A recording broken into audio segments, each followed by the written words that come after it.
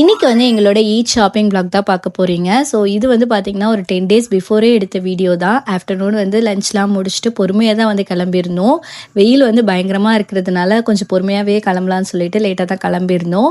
இன்னைக்கு வந்து கும்பகோணம் தான் ஷாப்பிங்காக வந்து போக போறோம். போற வழியில வந்து பாட்டிமா வீட்டுக்கு போயிட்டு ஒரு விசிட்ட போட்டுட்டு அப்படியே வந்து கும்பகோணம் வந்து போயாச்சு.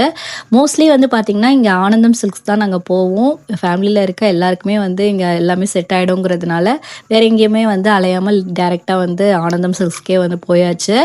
எனக்கு சிஸ்டருக்கு அம்மாவுக்கு மட்டும் சாரீ வாங்கிட்டு அதுக்கப்புறமா எனக்கு டெய்லி வேர்ஸ் கொஞ்சம் வாங்க வேண்டியது இருந்தது.